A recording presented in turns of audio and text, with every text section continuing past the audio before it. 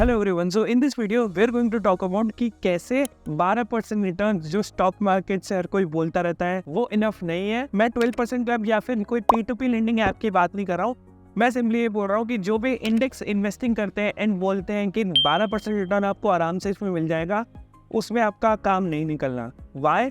Have a look at this chart. इस chart में आपको ये पता चलेगा कि countries with highest interest deposit मतलब FD के रेट किस कंट्री में सबसे ज्यादा है।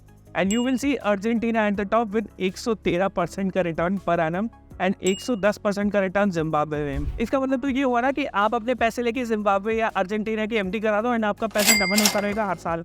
And this data is of August 2023। तो ये बहुत ही लेटेस्ट डेटा है। No, it doesn't work like that. इनके पीछे इनका इन्फ्लेशन भी हाई है एंड इनकी करेंसी भी अनस्टेबल है। सो सिंपली इंटरेस्ट रेट ज्यादा होने से वो इकोनॉमी या फिर वो इन्वेस्टमेंट सही नहीं होता। You have to understand as a whole कि करंटली इंडिया की इन्फ्लेशन कितनी है एंड कितने से बढ़ रही है एंड एब्सोल्यूट टर्म्स पे आपका पैसा कितने टाइम में डबल हो रहा है एंड आपके खर्चे कितने टाइम में डबल हो रहे हैं। सो उसके हिसाब से आपके पोर्टफोलियो की टारगेट रिटर्न रेट क्या रहनी चाहिए so that your money doubles and inflation से आपका छुटकारा हो जाए। So let's go. अब बाहर की बातें सारी कर ली, लेट्स कम टू इंडिया।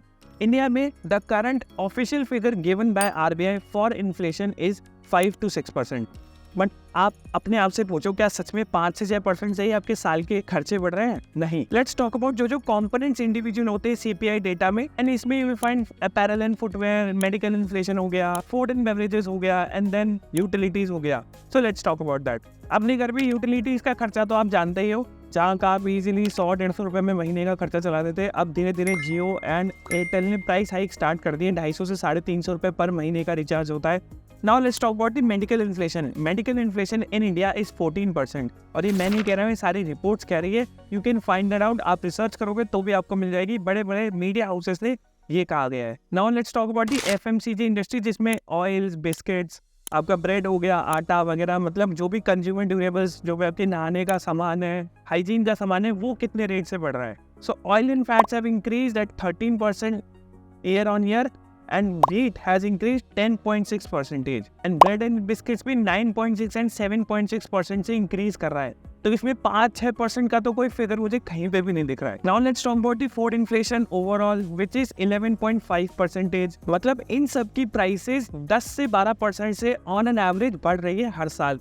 तो फिर आप मेरे को ये बताओ, 10 से 12% का पोर्टफोलियो आपके क्या काम का जब उतने ही रेट का आपको इन्फ्लेशन दे रहे हैं। So what's important at this point is to understand कि आपका पैसा कितने टाइम में आप डबल करने की एक्सपेक्टेशन रखते हो।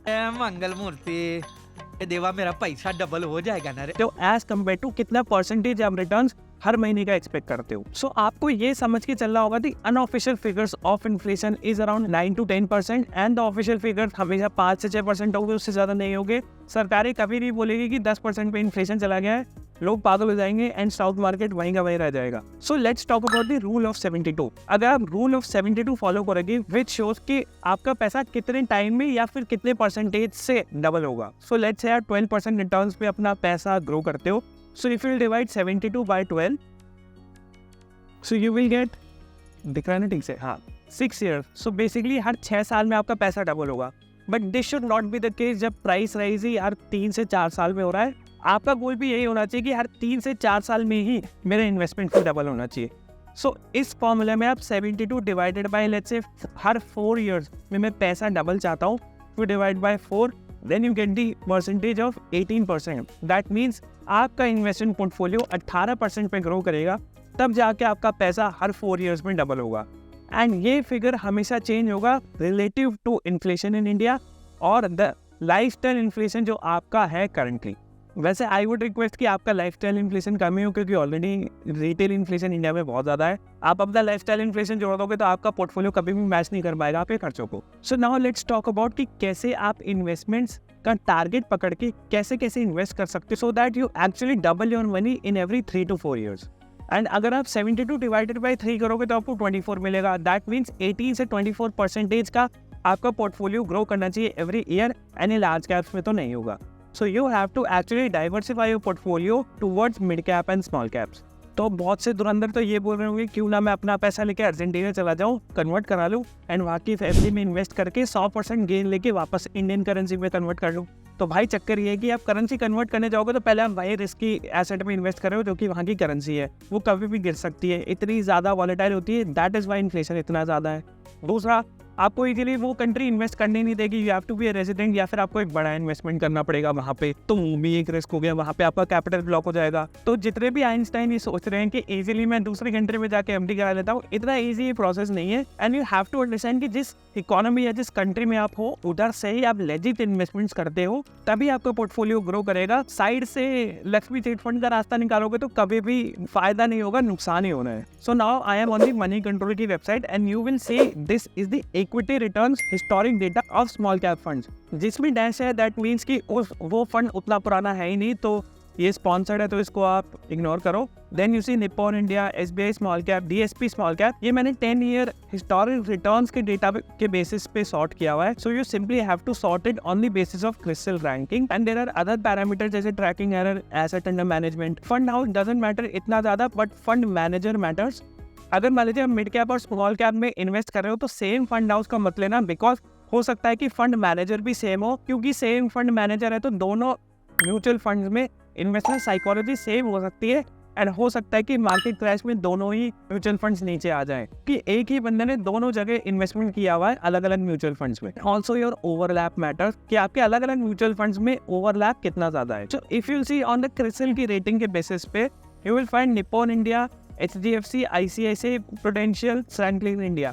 अगर हम इन 4 म्यूचुअल फंड्स की बात करें, the 10 year returns that they have given is 30, 23%, 22% and 19%. So on a 10-year basis, around mid-cap mutual funds have given 20-21%.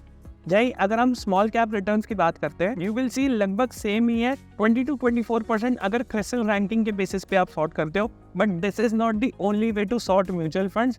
जैसे मैंने बताया, ट्रैकिंग एरर भी एक चीज़ है, AUM, asset under management, portfolio overlap and the fund manager that you are choosing. अपने हिसाब से you can use all of the tools. One of the tools that I use is ET Money Genius and उसमें I gate regular updates की कौन सा mutual fund सही है, किस में I can invest, and there's a team of experts. This video is not sponsored, but there is a affiliate link नीचे। अगर उसके थ्रू आप साइन अप करते हो तो हमें एक बेनिफिट होता है, that benefit we pass on to the stray dogs in our community. So we have been helping and building a shelter for stray dogs in our community. So अगर आप referral link से sign up करते हो तो it will help them directly. So इसमें भी you will see वही fund houses है, HDFC, Motilal Oswal, SBI, Nippon India and quant.